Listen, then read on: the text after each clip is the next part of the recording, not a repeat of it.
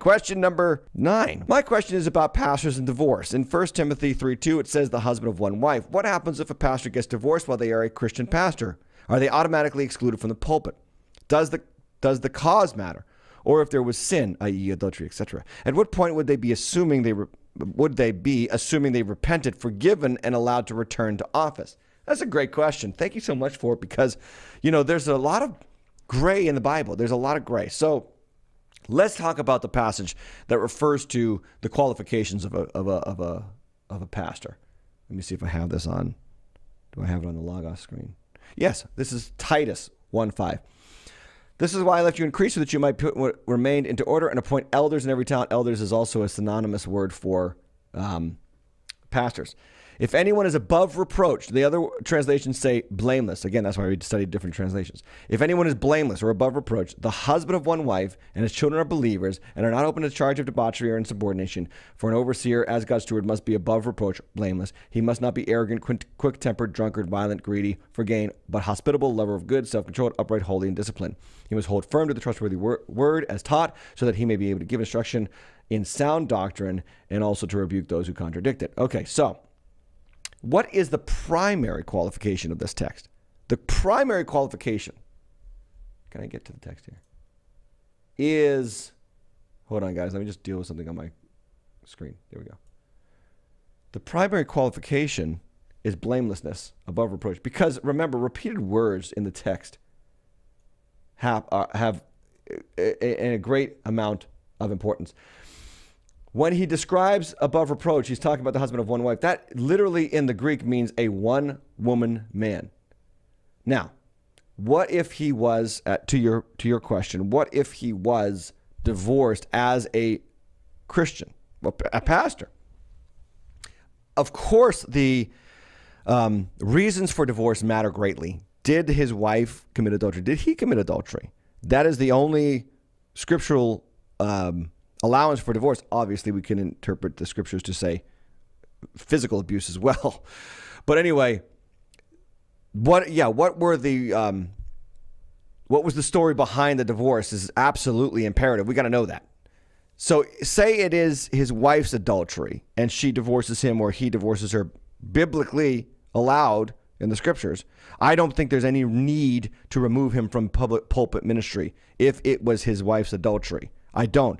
However, measure him up again against the rest of the text. And maybe this guy, he's faithful to his wife, but he's greedy, he's drunk, he's arrogant, he's violent, he's not hospitable. You know what I'm saying?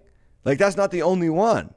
So these are the word above reproach is important because it's talking about that there can't be something about him that can be clearly criticized from the company of saints.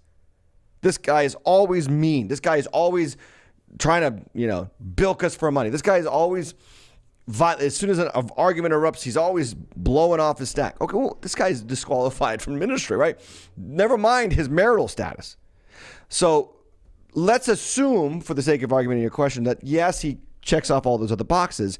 If his wife commits adultery and he had nothing to do with it, then of course you don't need to remove him. If he committed adultery, I believe that Galatians chapter 6 speaks to this, that we want to see him restored to ministry. We want to see him restored to ministry. The council of elders have got to take part in a restoration program whereby he is removed from the office, and upon the completion of a restoration program, a discipleship program, a repentance and, kind of whole life kind of accountability program, he is restored, hopefully back to his wife and then back to the pulpit. And based on the circumstances around adultery, this gentleman or this person should be allowed back to the place of preaching again if he follows the restoration process. The problem with all of this is that even those who are in charge of restoration are themselves sinful men. So you can get a real hard-nosed guy who's never going to let him get back unless he checks every single box every single day for this guy. And I feel bad because even in the process of biblical restoration, we can make a lot of them a bigger mess because our own hearts are wicked. Our own hearts are wicked. So I don't believe that they are automatically excluded if they are divorced as a pastor too, because sometimes the divorce is biblically mandated, biblically allowed, not mandated, biblically allowed. But look at the broader picture of the person's life. Check out the rest of the list in Titus, in 1 Timothy 3. And again, your point about assuming they repented is absolutely important. Is there repentance from that sin? Is there repentance?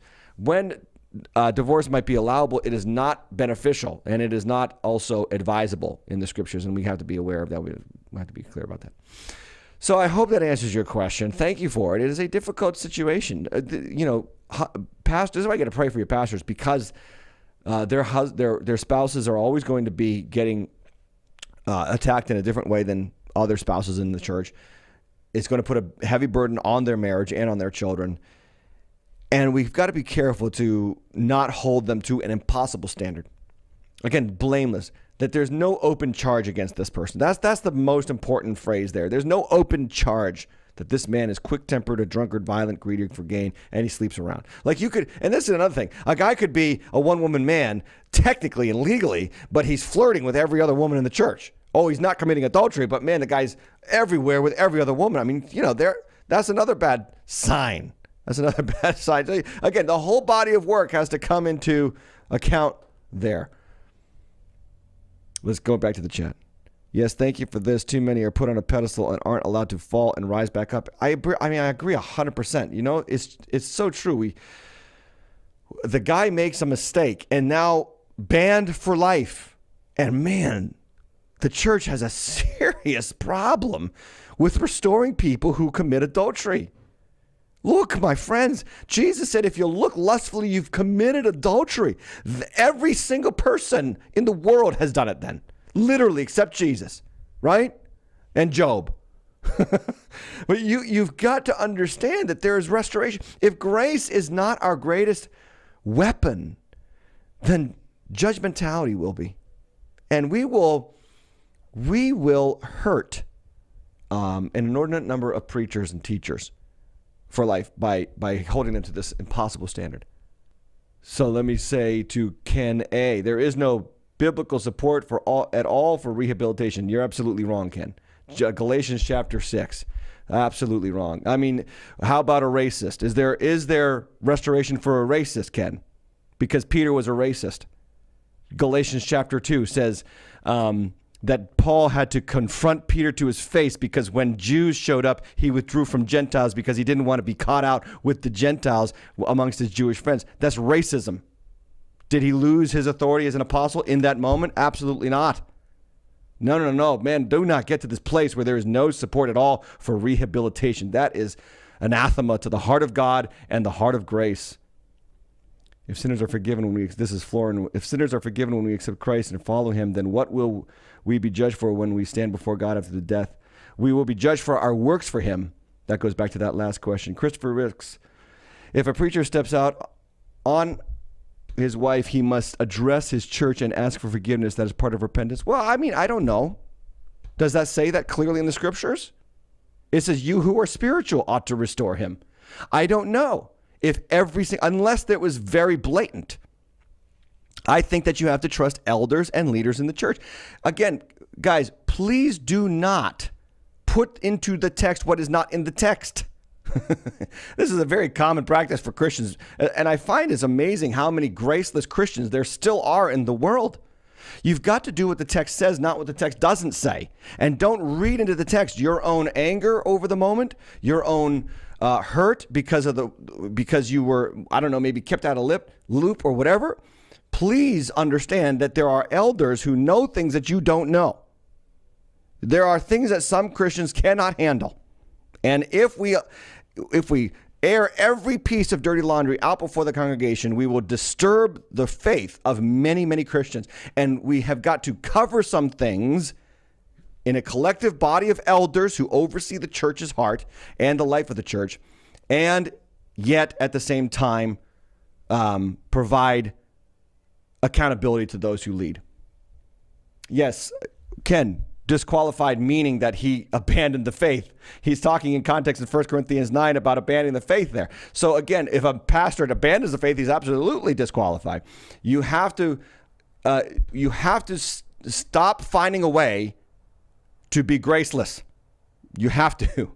You have to start finding a way to be grace-filled, man, or your life is going to be surrounded by judgmental people.